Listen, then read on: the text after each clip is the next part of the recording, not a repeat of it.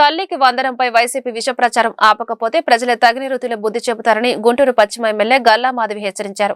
స్కీముల పేరుతో స్కాములపై పాల్పడిన వైసీపీకి విమర్శించే అర్హత ఎక్కడిదని ప్రశ్నించారు.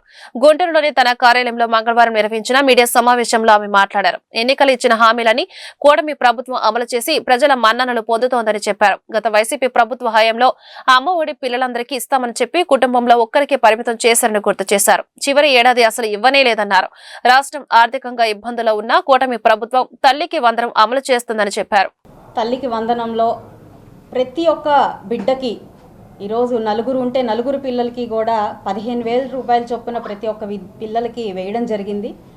ఎంతో అవహేళనగా చూసిన ఈ పథకాన్ని ఈరోజు చాలా అత్యద్భుతంగా ఇచ్చిన మాట ప్రకారమే ఇవ్వడం చాలా సంతోషకరంగా ఉంది. మరి చాలామంది నోళ్ళు మూసుకున్నాయనే నేను భావిస్తూ ఉన్నాను. కానీ దీన్ని ఎలాగ కించపరచాలి, అయినా కూడా దీని మీద ఏ రకంగా బురద జల్లాలి అనే ప్రయత్నాలు ఇంకా జరుగుతూనే ఉన్నాయి, చూస్తూనే ఉన్నాము. పథకాల్లో కోతలు లేదంటే పథకాల్లో నిబద్ధత ఏ రకంగా జరిగిందో గత 5 సంవత్సరాల్లో గత పాలకుల వైఖరిని మనం అందరం చూసాము.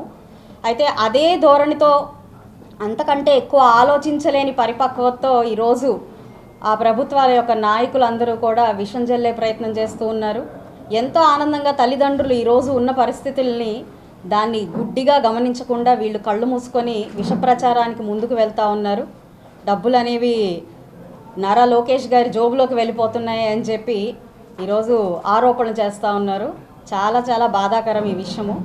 మరి ఇచ్చిన హామీ ప్రకారం 4 పిల్లలు 6 పిల్లలు ఉన్నా కూడా ప్రతి ఒక్కరికి 15,000 రూపాయల చొప్పున ఈరోజు అందరికీ వేయడం, నిష్పక్షపాతంగా తల్లి ప్రేమని అదే విధంగా కనపరిచే ప్రయత్నం ప్రభుత్వం చేస్తుంది అని అంటే ఎంత నిబద్ధత గల ప్రభుత్వం మన రాష్ట్రంలో ఉంది అని మనం ఒకసారి ఆలోచించుకోవాలి.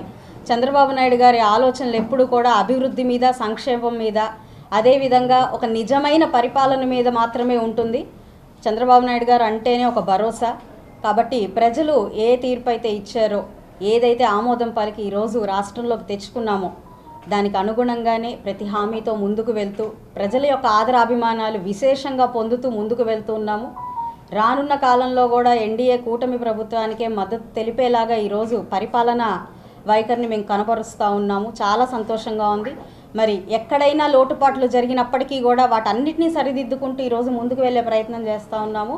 ఇలాంటి నేపథ్యంలో ఇంకా ఏదైనా వాళ్ళ అస్తిత్వాన్ని కాపాడుకునే ప్రయత్నం కావచ్చు, ప్రభుత్వాన్ని కించపరిచే వైఖరి కావచ్చు, మరి వాళ్ళకి అలవాటైపోయిన ఒక ధోరణి కావచ్చు, దానివల్ల చేస్తున్న ఈ నిందారోపణలు మాత్రం ఎట్టి పరిస్థితుల్లో ఉపేక్షించేది ఉండదు, తిప్పికొట్టే ప్రయత్నం చేస్తాము. ఈరోజు ఓపెన్ ఛాలెంజ్గా సవాలు కూడా విసిన పరిస్థితి కనపడతా ఉంది. నిరూపించిన క్రమంలో ప్రతి ఒక్కరం కూడా రాజీనామా చేస్తాము అని చెప్పి చెప్పడం కూడా జరిగింది.